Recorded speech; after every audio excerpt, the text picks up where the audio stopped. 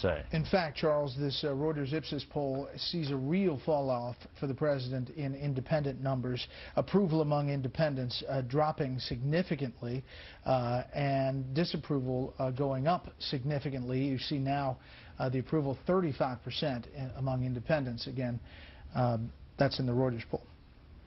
Well, I think in part the reason that independents are so disappointed in the president is that they know that the claim he makes about this all being the fault of his predecessor is either, on the one hand, false or simply whining by somebody who won't own up to responsibility.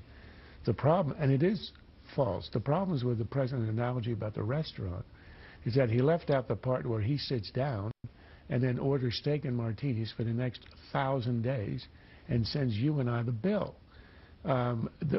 If you look at the debt, publicly held debt on the day he took office, that is, the accumulated debt that you and I and all the bondholders up to the government of China hold and have been accumulated for 230 years of this republic, it was $6.3 trillion, under 6.5.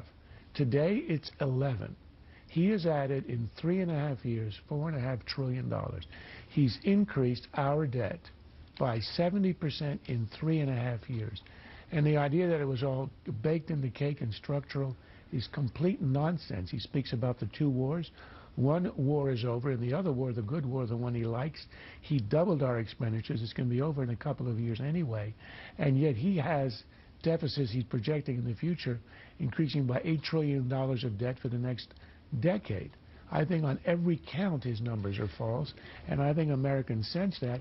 There's a kind of psychological statute of limitations on whining. Chuck,